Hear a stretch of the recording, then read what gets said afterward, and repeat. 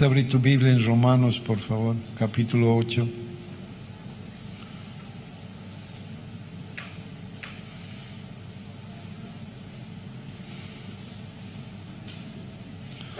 Romanos 8.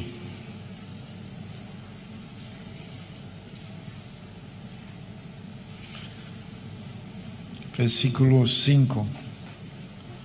Voy a leer la versión de las Américas. Amén. ¿Están ahí o ya están cansados? ¿Están ahí? Voy a leer la Biblia de las Américas, ¿ya? Pero primero vamos a orar. Padre amado, puedes, cuando ores, por favor, puedes levantar tus ojos. No vas a agachar tu cabeza ni cerrar tus ojos. Vas a levantar tus ojos porque dice la Escritura, muéstrame tu rostro, hazme oír tu voz. Jesús cuando oraba tenía la costumbre de levantar la cara a su Padre. No sé de dónde hemos sacado esta historia de vamos a agachar nuestras cabezas y cerrar nuestros ojos. Vamos a levantar nuestros ojos a nuestro Padre. Amén. Padre, tú eres nuestro Padre. Podemos decirle Padre, por favor, dile Padre. Dile Padre, soy tu Hijo. Aleluya. Padre amado, ayúdanos esta mañana a entender, abre nuestro entendimiento, danos revelación, danos tu información, tu revelación, danos, impártenos, Señor, impártenos, da una demostración a tu casa, despierta la demostración en tu casa, sean sanos los enfermos, sean sanos los ciegos, caminen los paralíticos, oigan los sordos, hablen los mudos. Señor, toca las personas con cáncer, sana a los que están con COVID en el nombre de Jesús. Mueve tu mano, Señor, mueve tu mano, danos revelación esta mañana. Pon colillo a nuestros ojos, abre nuestros oídos, ayúdanos. Espíritu Santo, por favor, ayúdanos, tómanos y danos tu oración. Ora tú en nosotros, en el nombre de Jesús. Nombre de Jesús. Amén. Romanos 8, versículo 5. Porque los que viven, estoy leyendo la Biblia de las Américas, conforme a la carne, ponen la mente en las cosas de la carne. Los que viven conforme este siglo, el pensamiento de este siglo, piensan en aquello, ponen la mente en aquello y viven así. Pero los que viven en el Espíritu, ponen la mente en las cosas del Espíritu. Porque la mente puesta en la carne es muerte, pero la mente puesta en el Espíritu es vida y paz. Ya que la mente puesta en la carne es enemigo de Dios, porque no se sujeta a la ley de Dios, pues ni siquiera puede hacerlo, y los que están en la carne no pueden agradar a Dios. Hay algo con los bolivianos que tenemos cuando entramos a la iglesia, y en Latinoamérica ocurre esto, entramos en la iglesia, queremos servir en la iglesia. Y ha entrado un pensamiento a la iglesia de que tenemos que ser grandes, de que podemos ser los apóstoles, los no sé qué, los no sé cuántos. Y hay una carrera por posición en la iglesia latinoamericana terrible. Hay un deseo de posición en la iglesia latinoamericana que no es el pensamiento de Dios, no es el deseo del corazón de Dios. Dios tiene un llamado para tu vida, pero no se trata de que tú seas grande, se trata de que Él sea grande. No se trata ni siquiera de que digas como Juan, es necesario que yo mengüe, sino se trata de que digas, es necesario que yo muera a mí mismo para que Él viva, que solo Él sea glorificado. Está lastimando mucho la iglesia Latinoamérica y la iglesia en Estados Unidos ha perdido totalmente el valor que tenía la iglesia norteamericana hace 40, 50 años. Todavía era el referente, el norte. Hoy en día la iglesia norteamericana es una pena, lamentablemente. El norte de la iglesia en el mundo es la iglesia en la China. Si quieres ver una iglesia que es la más cercana al corazón de Dios, es la iglesia en la China. Y entonces, hermanos, tenemos que pensar como Dios piensa. Tenemos que pedirle a Dios que Dios nos enseñe su manera de pensar, no la manera de pensar que nosotros tenemos. En el mismo Romanos, en el versículo 12, dice: deudores somos, no a la carne, para que vivamos conforme el pensamiento de la carne. El versículo 12: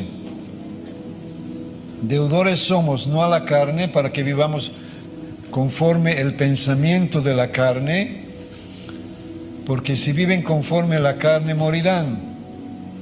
Mas si por el Espíritu hacen morir el pensamiento de la carne, vivirán.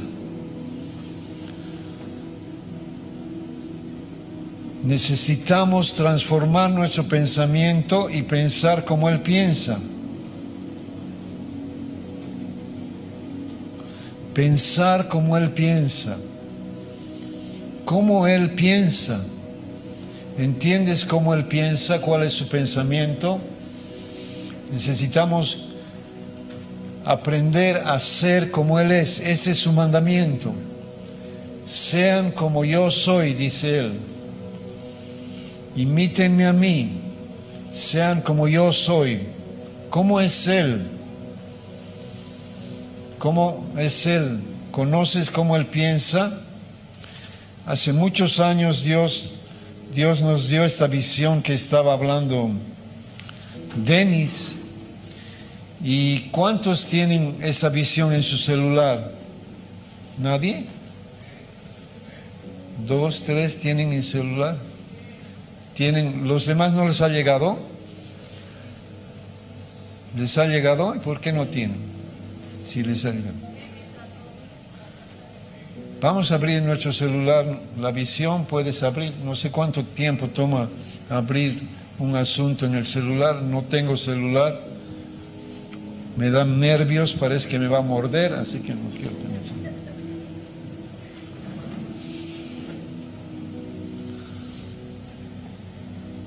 Ya están allá. No sé cuánto tiempo toma. Vamos a leer todos juntos. 2, 3, predicamos el señorío de Jesucristo, para que por su Espíritu y su palabra Dios sea conocido, amado sin condiciones y glorificado.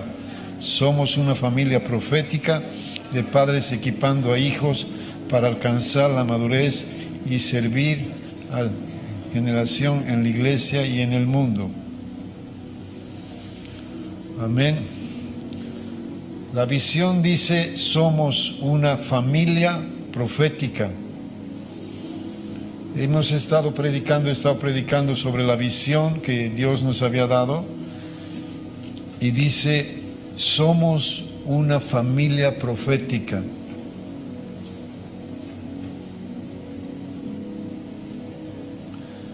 Somos una familia profética.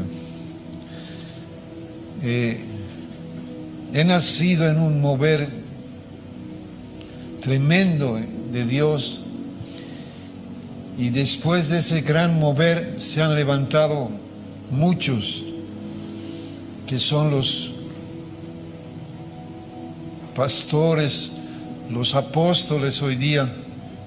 El otro día estaba con un apóstol y me dice: qué barbaridad, vivimos en la misma ciudad y no podemos ni estar, no estamos juntos. Sí, le digo, antes cuando eras pastor era fácil acercarse, ahora que eres apóstol es muy difícil acercarse. No. Este asunto de los apóstoles, no sé quién, no estoy juzgando a nadie ni estoy hablando contra nadie, pero este asunto de los apóstoles no ha comenzado aquí, obviamente. Ha comenzado en Estados Unidos, la moda de comenzarse a llamar apóstol, porque los pastores eran muy accesibles, de verdad. Entonces, para no ser tan accesible, para no tener tanta carga encima, se declararon apóstoles y se declararon obispos, y entonces comenzaron a dividir la casa del Señor, de alejarse del pueblo. Y es el colmo los niveles que se llega. Y comenzó a entrar esta idea en la iglesia, en toda la iglesia de Latinoamérica, de ser grande. Y las profecías, tú vas a ser un apóstol interplanetario, tú vas a ser no sé qué, un obispo, no sé qué. Ay, ay, ay.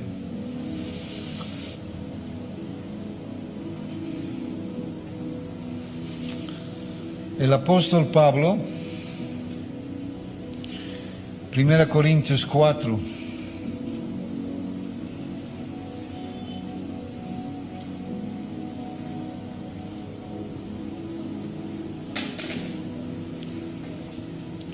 versículo 15. Aunque tengan 10,000 ayos, los ayos son los maestros que enseñaban a los pequeños griegos, a los hijos de los señores. Los ayos son buenos. Aunque tengan 10,000 años en Cristo, no tienen muchos padres. Pues en Cristo Jesús yo les engendré por medio del Evangelio.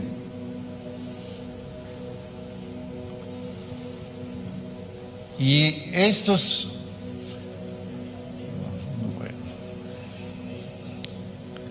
Mi pregunta es, ¿tienes padre? Pablo era padre de Timoteo, de Tito, de Filemón, de muchos allá. Pablo le decía a Timoteo, hijo verdadero en la fe. Le decía, mi pequeño, usaba una palabra muy dulce, y le decía, mi pequeño hijo.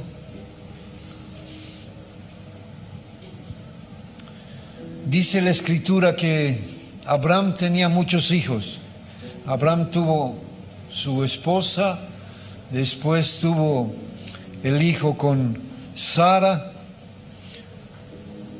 tuvo a Ismael, después tuvo Isaac, y después se murió la viejita, y como Dios le había dado un regalo a sus 100 años, estaba como chico de 20 años, ha vuelto a buscar, se ha metido con Sétura, etcétera, etcétera, y ha tenido otros hijos. Y de viejito se ha llenado de hijos. Y dice la Biblia que a sus hijos, a los chicos les dio dones, pero a su hijo le dio herencia. O tienes dones o tienes herencia. Si tienes dones, eres miembro. Si tienes herencia, eres hijo. Necesitas ser hijo para tener herencia. Tengo padre. Y mi padre no es solamente una persona, que lo llamo padre por cumplir algo. Él es mi padre en verdad. Cuando hago las cosas que no están bien hechas, me llama la atención, y tú debes saber que cuando el pastor Fred te llama la atención es muy serio. Los que lo conocen tienen mucho temor del nivel de autoridad que tiene, y ser llamado la atención por él es serísimo. Y cuando él me llama la atención es severo, pero también me bendice, y cuando no sé cómo hacer las cosas, Él está ahí y me aconseja y me dice, tienes que ir por aquí, tienes que, esto tengo que hacer. Cuando hay una situación complicada en las iglesias, Él viene y solo venir pone en orden las cosas. Es una bendición tener Padre. Todo lo que tenemos en la iglesia es heredad, hemos heredado. No teníamos estas cosas hasta que un día hemos entrado bajo la familia y nos han recibido y Dios nos ha dado al pastor Fred como padre, pero el pastor Fred tiene su padre. El padre del pastor Fred se llama David Dillon, un profeta, un maestro. Un maestro tiene una iglesita. Ahora ya no, él no pastorea más, su hijo pastorea. Y cuando él pastoreaba, cuando David pastoreaba, su iglesita era una iglesita pequeña. ¿Y cuántas personas tenía? ¿100 personas? ¿150? ¿200? Como 200 personas. Un tremendo maestro, enseñando unas profundidades en un pueblito a 200 personas. Y vive en un pueblito pequeñito. Y él es el hombre más humilde que he conocido. Tiene un nivel profético como pocos tienen. Tiene una profundidad en la enseñanza. Alguna vez viene, pasa por mi casa y me da una frase que me deja ahogando. Y Dios me da una tremenda revelación en una frase que me deja. Una humildad de hombre. Pero él también tiene su padre. Un canadiense, un profeta de Dios, tremendo hombre. Y estábamos sentados escuchando al papá de David Dillon, al padre espiritual de David Dillon. Y se para y dice, en la iglesia algunos tienen sus propias ideas. Y yo, ¿de qué está hablando? Y vengo aquí y un lío con las ideas propias de algunos, un lío, y nos describe en la prédica los líos que causan las ideas propias, las buenas ideas propias. Un día viene alguien muy cercano, alguien muy cercano a mí y me clava un cuchillo así, yo estaba, y yo no digo nada a nadie, estaba lamentándome y suena el teléfono y llama un padre de la fe, el pastor Radamés. Y el pastor Radamés nunca llama porque es un hombre tan ocupado que si tú quieres hablar con él, le llamas, dejas tu nombre y él te devuelve la llamada. Pero él nunca llama, no tiene la iniciativa porque no tiene tiempo, tiene cientos de pastores debajo de él. Y me llama y yo digo, pastor, y me dice, Piccolo estaba orando y Dios me ha dicho que te llame. Bueno, yo estoy con mi herida. Y empieza a profetizar y me cuenta lo que me había pasado. Y me cuenta todo lo que estaba pasando. Y me cuenta todo lo que iba a pasar después. Y me trae un consuelo de parte del Señor impresionante. Y me sana de mi herida. Padres en la casa del Señor. Hemos viajado aquí y allá y hemos visto tantos huérfanos, con dones, llenos de dones, sin heredad, sin herencia. Si no tienes padre, ora al Señor y dile, Señor, dame un padre. No se trata de quién es si tienes o no tienes. No sé por qué estoy hablando de esas cosas. Pero la familia en la Biblia, la familia es descrita de diferentes maneras. En Efesios, Milo ha compartido sobre se han acercado a la familia de Dios y han sido hechos conciudadanos. Ha puesto juntos, allá en Efesios pone junto familia y conciudadanos, que era, al final, engloba el reino de Dios y la familia de Dios. Pero esta mañana yo quiero tomar otra figura de familia. Y tenemos que lavar nuestra mente, porque esta no es una organización para hacer carrera. Este no es un club. Este no es una organización para ver quién es el mayor, no. Es una familia. Dios quería una familia. Dios no quiere organizaciones. Salmo 26. Esta figura se llama habitación. ¿Qué se llama? Habitación. Podemos decir habitación. Habitación. Acabar bandera ahora. Salmo 26. Jehová, la habitación de tu casa he amado, y el lugar de la morada de tu gloria. La habitación de tu casa, la familia de tu casa, tu familia en tu casa, es el lugar donde está tu gloria, he amado. Si no eres hijo, no vas a amar la casa del Señor. Si no eres hijo, no vas a amar la habitación del Señor.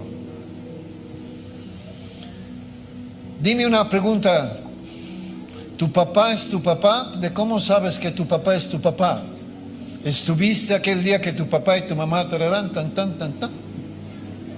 No ve. ¿Y tu mamá es tu mamá? ¿De cómo sabes que tu mamá es tu mamá? ¿Te acuerdas el día que tu mamá te ha dado a luz? No. Pero tu mamá es tu mamá. Y tu papá es tu papá. ¿Y amas a tu papá? Espero que sí. ¿Y amas a tu mamá? Sí. ¿Por qué? Porque es tu papá y porque es tu mamá. Mi hijo ama mi casa. Mis amigos les puede gustar mi casa, pero nadie va a amar mi casa como ama mi hijo. Cuando eres hijo, amas de una manera, entiendes la casa del Señor de otra manera. Entiendes como Dios ve. ¿Qué es la habitación? El lugar de la familia de Dios. Es el lugar donde Dios tiene su gloria. Segunda Crónicas 30. ¿Están entendiendo o no? La pastora está entendiendo. Amén, aleluya, gracias a Dios. Y el Marquiño está entendiendo. Amén. Amén. Vamos a orar para que el Marquiño baje de peso. Amén, todo. Va a ser nuestro motivo de oración. Amén. No queremos que estés con colesterol. Amén. Te amamos, Marquiño. Segunda Crónicas 30, 27. Los sacerdotes y los levitas puestos en pie bendijeron al pueblo, y la voz de ella fue oída, y su oración llegó a la habitación de su santuario en el cielo. Los hermanos en el cielo, la familia en los cielos, la familia en los cielos, la familia en la tierra. Debe ser tal nuestra unidad entre la familia del cielo y la familia de la tierra, que lo que se habla en los cielos, en la familia en los cielos, se habla en la familia de la tierra. Amén. Nosotros somos los sacerdotes, hombres, mujeres, niños, todos somos sacerdotes, dice la Escritura.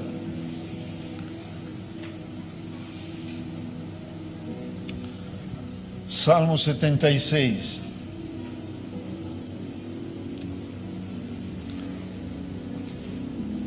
Versículo 2. En Salem está su tabernáculo, su tiendita. En Salem está su carpa. Es muy importante esto. En Salem está su carpa. La carpa habla de la humildad de Dios, de ¿Cuán arraigado está Dios en el sistema de este mundo? Tiene su carpita.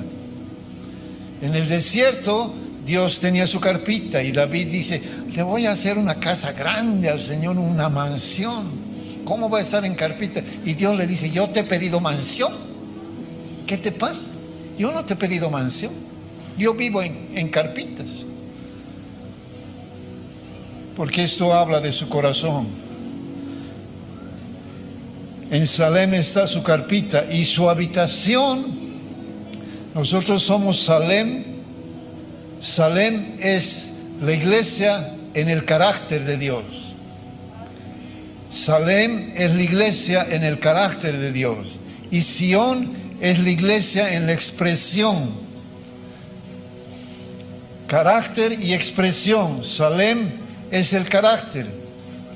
En Salem está su carpita, así es él, humilde, no está atado a este mundo. Y su habitación en Sión, Sión es su expresión.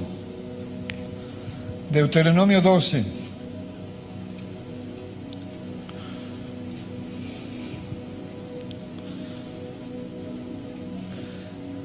Iban a entrar a la tierra prometida. Y les dice Dios, ya por fin vamos a entrar a la tierra. Deuteronomio 12, 5. El lugar que Jehová vuestro Dios escogiera entre todas las tribus para poner su nombre, para su habitación, ese buscaréis y allí iréis.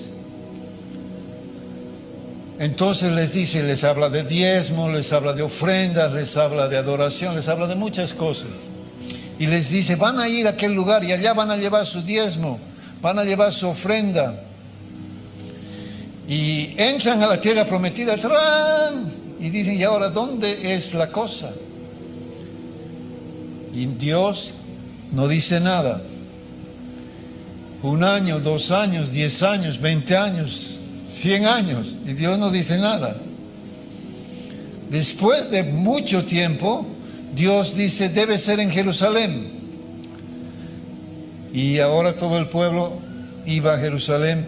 Y Jerusalén es una figura de la iglesia.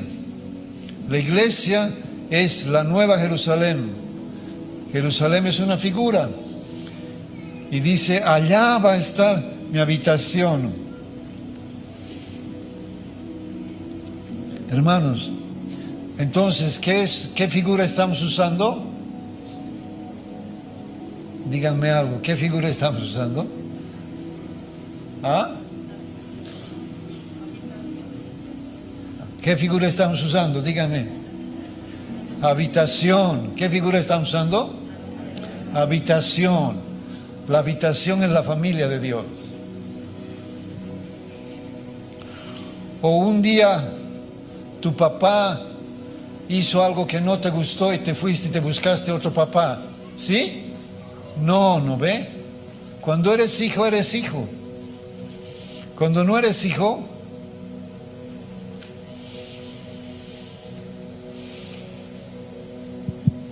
Hechos 1.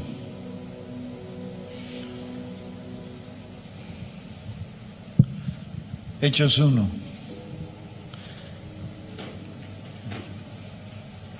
Versículo 16. Varones hermanos, era necesario que se cumpla la escritura en que el Espíritu Santo habló por boca de David acerca de Judas, que fue guía de los que prendieron a Jesús y era contado con nosotros y tenía parte en ese ministerio. Este pues con el salario de su iniquidad adquirió un campo y cayendo de su cabeza se reventó por la mitad y todas sus entrañas se derramaron. Y fue notorio a todos los habitantes de Jerusalén, de tal manera que aquel campo se llama en su propia lengua Aceldama, que quiere decir campo de sangre. Porque está escrito en el libro de los Salmos, sea desierta su habitación, eso está, y no haya quien more en ella. Salmo 69, 25. Y tome otro su ¿qué? ¿Qué tiene que tomar otro? Su oficio. La habitación tiene oficio. ¿Qué tiene la habitación? ¿Qué tiene la habitación? Oficio. Judas perdió su habitación y perdió su oficio. Judas había invertido los valores. Él quería posición. Él estaba con Jesús para tener posición. Él no estaba con Jesús por la familia. Él estaba por la posición. Este era el corazón de Judas. Él estaba por la posición, no estaba por la familia. Cuando Dios pone valores, tenemos que atender a los valores con mucha claridad. Dios dice, cuando nos enseña a amarle, Dios pone dos asuntos juntos: el amor a Él y el amor a los hermanos. No podemos amar a Dios como amamos a los hermanos, no podemos. A los hermanos se los ama como amas al hombre que te miras en el espejo. Así amas a tu hermano. ¿Cuánto amas al hombre que te miras en el espejo? Lo amas, ¿no ve? Porque si tiene hambre le das de comer. Si está transpirando le das un baño. ¿Te gusta ponerle buena ropita, buena ropa? Tratarlo con cariño. Pero no se ama a Dios así. A Dios se ama de manera incondicional, no importando qué. A Dios se ama sobre todas las cosas. A Dios se ama con un amor incondicional. Al hermano lo amas como te amas a ti mismo. No puedes invertir los valores. No puedes amar a Dios como amas a tu hermano, no puedes. No puedes poner oficio encima de habitación.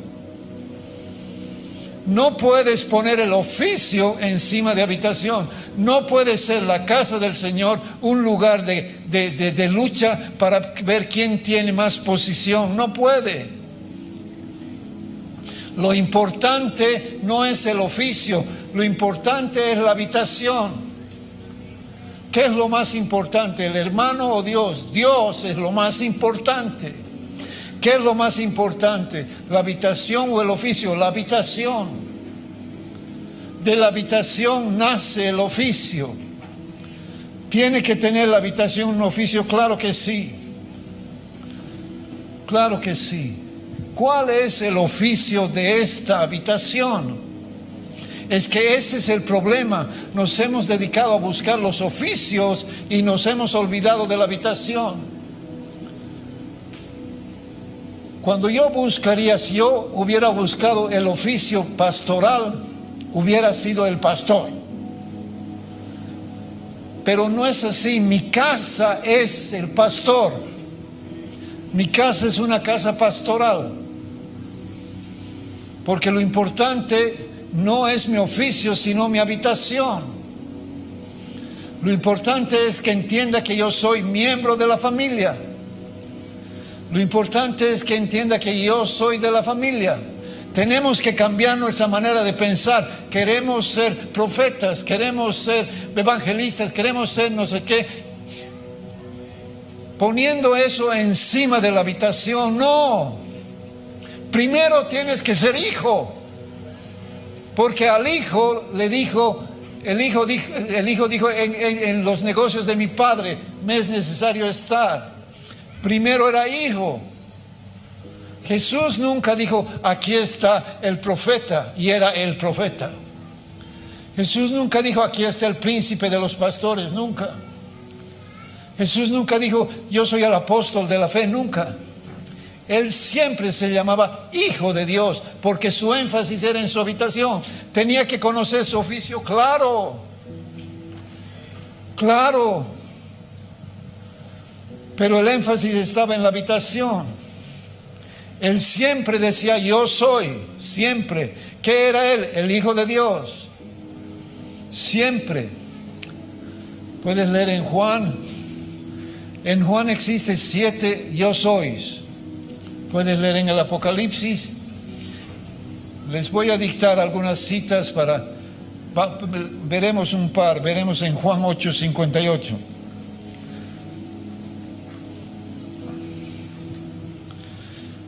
Jesús les dijo, de cierto te digo, antes que Abraham fuese, ¿qué dice? Yo soy.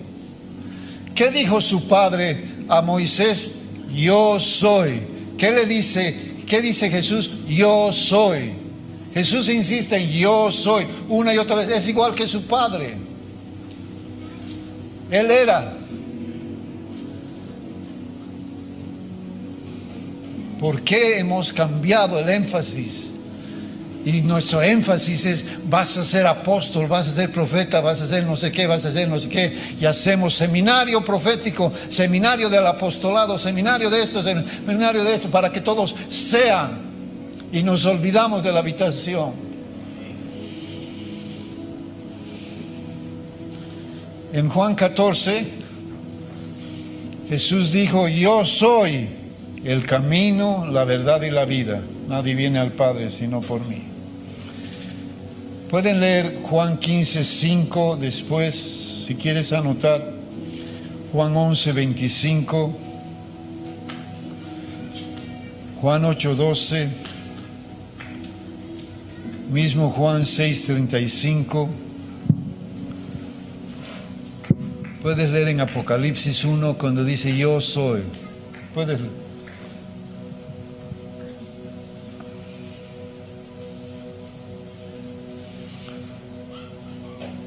Y los saca a los discípulos. Y la revelación más alta dado a hombre jamás, le da a Pedro. En Mateo 16, 15. Mateo 16:15. Y él dijo, ¿ustedes quién dicen que soy yo?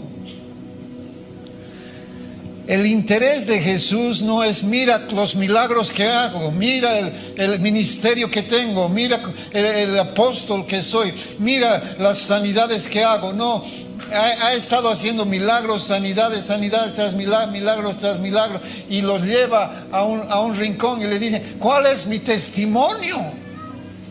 Esa era la pregunta. ¿Están entendiendo mi testimonio? Si no hubiéramos sido nosotros, hubiéramos dicho, ¿han visto los milagros?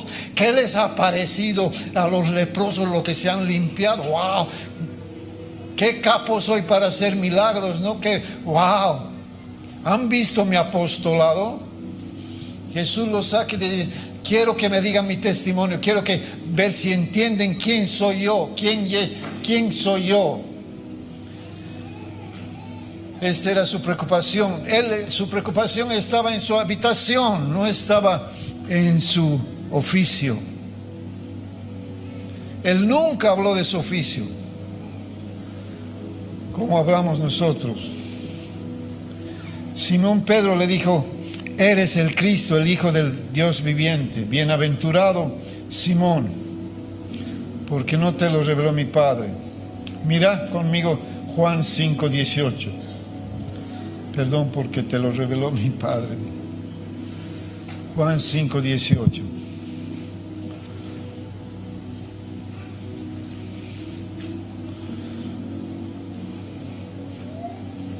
Pero los judíos aún más procuraban matarle. Había sanado al paralítico que estaba esperando que se muevan las aguas, porque no solo quebrantaba el día de reposo, sino también decía que Dios era su propio Padre, haciéndose pasar igual a Dios. Él decía que Dios era su Padre y por eso lo querían matar, porque los judíos por tradición, siglo tras siglo, cientos de años, habían pasado la mente, ¿qué tienes que hacer? ¿Cuál es tu oficio? Y Dios estaba preocupado por la habitación y ellos estaban preocupados por el oficio. Era la pregunta de los judíos era, ¿qué tengo que hacer? Y fueron y le preguntaron a Jesús, ¿qué tenemos que hacer? Y Pablo explica que la maldición de la ley era, si no haces, estás chao. Todo era basado en qué tenemos que hacer, en el oficio. y nunca entendieron habitación con Dios, por eso nunca entraron al reposo de Dios y nunca creyeron en el Señor, porque no creyeron en la habitación, sino en el oficio. Ahora, toda habitación tiene oficio. Toda habitación que tiene oficio, siempre. Jesús tenía su oficio antes de predicar. Tenía un oficio profético. Él fue puesto en un pesebre de madera.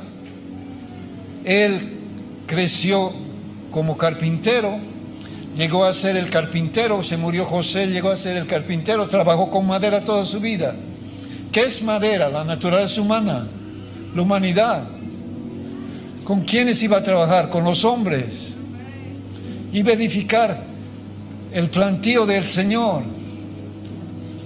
Iba a trabajar con los hombres. ¿Y cómo murió? En madera.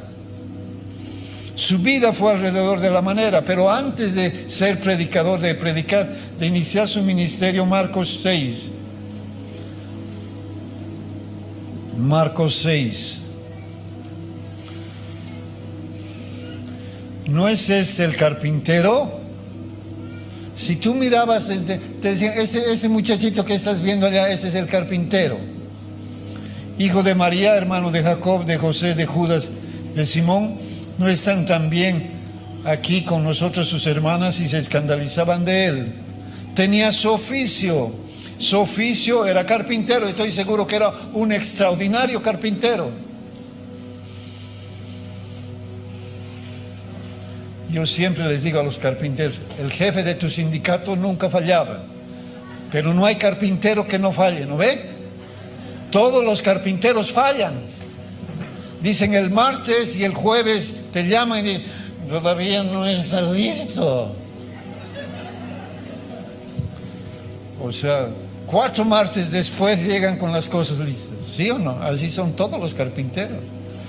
Y yo les digo, tu jefe nunca fallaba. ¿De dónde se han aprendido?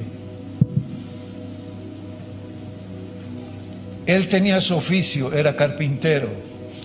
Pero su oficio, y después él era el primogénito, manejando los negocios de sus padres. Pero su oficio no lo atrapó al sistema de este mundo, nunca. ¿Sabes que los oficios espirituales pueden atraparnos al sistema, al pensamiento de este mundo? Igual que los oficios naturales. Él fue fiel en el oficio natural. Ahora, ¿qué hemos dicho que Dios moraba en carpita? Mira conmigo Juan 1.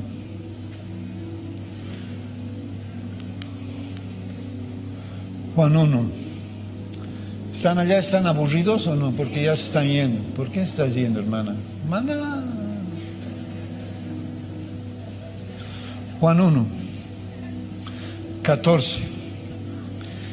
Y aquel verbo fue hecho carne y habitó entre nosotros. Y vimos su gloria, gloria como del unigénito del Padre, lleno de gracia y verdad.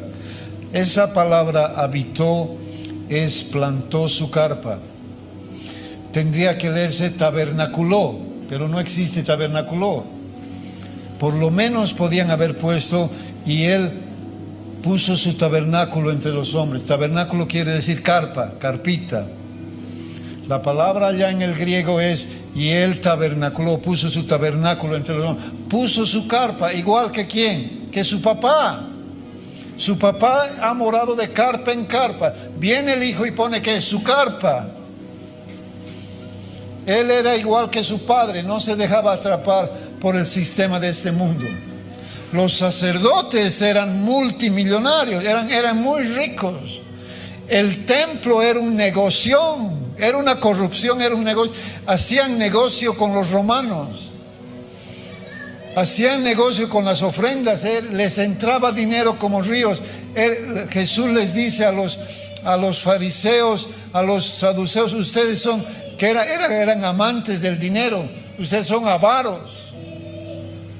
Jesús no fue atrapado. Él podía vivir en la mansión de Jerusalén. Jamás fue atrapado por el sistema de este mundo. Él puso su tabernáculo. El Hijo de Dios viene y pone su tiendita. Era igual que su papá. ¿Podemos leer una historia?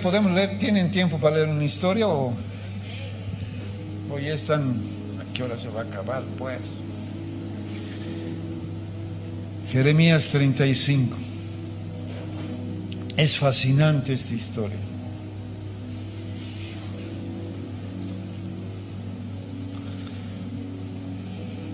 Es la historia de los recabitas. El papá de los recabitas era el yerno de Moisés. De allí nacen ellos. Salieron con el pueblo de Egipto, salieron con el pueblo de Egipto. Eran parte del pueblo en el desierto.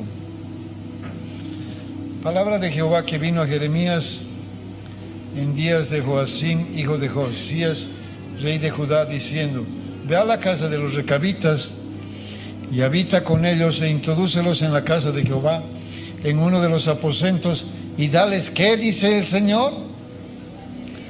¿Qué les iba a dar? Vino. El Señor Dios Todopoderoso Santo dice: dales unos tragos, pero dales trago de vino, servirles vino. Jeremías era muy obediente. Jeremías, nosotros nos hubiera dicho: oh, ese no es el Señor, ese es un espíritu de engaño, porque ¿cómo Dios va a decir que sirvan vino? Pero Dios les dice: sírvanles vino. Tomé entonces a ¿qué? Hazanías, bonito nombre para tu próximo hijo. Hijo de Jeremías, hijo de, aquí otro nombre más bonito, Abasinaí, sus hermanos y a sus hijos y a toda la familia de los recabitas. Los llevé a la casa de Jehová, los metí al aposento, son los nombres muy complicados. Versículo 5. Y puse delante de los hijos de la familia de los recabitas tazas y copas llenas de vino, y les dijo: beban vino, beban vino. Y ellos dijeron: no vamos a beber vino, porque Jonadab, hijo de Recab, nuestro padre, nos ordenó diciendo: no beberán vino jamás vosotros ni vuestros hijos, ni edificarán casa, ni sembrarán sementera, ni plantarán viña, ni la prenderéis, sino que moraréis en tiendas todos los días, para que vivas muchos días sobre la faz de la tierra donde habites. Y nosotros hemos obedecido a la voz de nuestro padre, hijo de Recab, en todas las cosas que nos mandó, de no beber vino todos nuestros días, ni nosotros, ni nuestras mujeres, ni nuestros hijos, ni nuestras hijas, de no edificar casa para nuestra morada, de no tener viña, ni heredad, ni sementera. Moramos en tiendas y hemos obedecido y hemos hecho conforme a todas las cosas que nos mandó nuestro padre. Entonces ha venido el rey de Babilonia y nosotros nos hemos escapado y nos hemos metido en Jerusalén para refugiar. Y ahí nos has encontrado. El padre del padre del padre del padre del padre había dicho: nunca van a beber vino, van a morar en tiendas. ¿Te acuerdas cómo moraba Dios? En tiendas. ¿Te acuerdas cómo era la morada de Jesús? En tienda. ¿Y qué dice? ¿Qué les dice a los recabitas? Mira cuando eres hijo. Los de Israel no eran hijos, estos eran hijos. Y decían: el Padre ha dicho, y hay que obedecer al Padre. Y le honraron al Padre generación tras generación. ¿Has escuchado de Asaf, el músico principal de David? 600 años ha pasado la visión de Asaf a su hijo, al hijo de su hijo, al hijo. Después de 500 años, los hijos de Asaf seguían en el ministerio, seguían con el oficio, seguían en la familia, seguían en la habitación. Estos muchachos no van a beber vino, No van a hacerse casas de lujo, van a vivir en carpitas. Vivían en carpitas. Bueno, y habla Jeremías al pueblo y dice: ellos han obedecido a su padre y ustedes no obedecen. ¡Qué paternidad! ¡Qué paternidad! ¿Cómo ha permanecido la palabra de un padre? Versículo 16.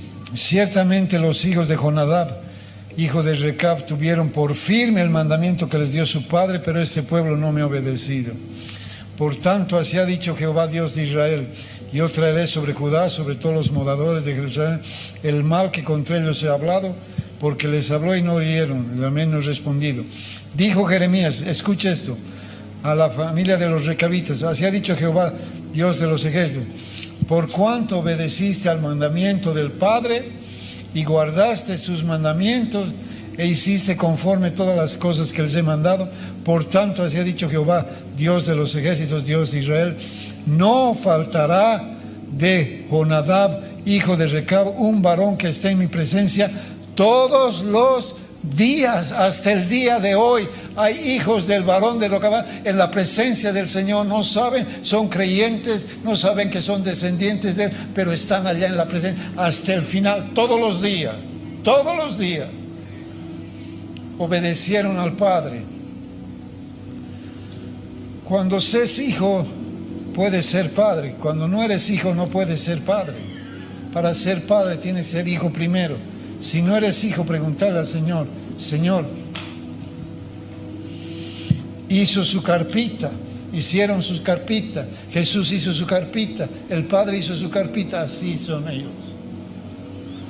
El oficio de esta habitación, ¿cuál es el oficio de esta habitación? Es lo profético. ¿Qué es el oficio de esta habitación? Lo profético. ¿Qué es el oficio de esta habitación? Lo profético. Este es nuestro oficio. Esta es nuestra habitación. No voy a entrar en el oficio porque tendría que estar 1 hora más. Amén. Vas a amar la habitación del Señor. Si no tienes padre, no puedes amar la habitación del Señor como Él ama. No puedes amar. Mis hijos aman mi casa. Mi hijo en especial el refrigerador. Mi nieto ama el tarro de frutas. Mi nieta ama mis yogurts. Pero ama mi casa, amén. Y se suben arriba donde tengo cajas de juguetes y me meten ahí y me hacen jugar con ellos. Estamos jugando con ellos. Aman mi casa. Y se va mi nieta a mi dormitorio y agarra los pintalabios de mi esposa y está, y los pinta uñas y está. Es mi casa, son mis nietos. Aman mi casa. Ama la casa del Señor. ¿Eres hijo? Si no eres hijo, por favor orar al Señor y dile: Señor, dame un padre. Y entonces vas a entender la casa del Señor como nunca. Habitación. Nuestro oficio es lo profético. Próximo capítulo, misma hora, misma emisora, lo profético. Amén. Amén. Que Dios les bendiga, que Dios les guarde, sea Dios con ustedes. Amén.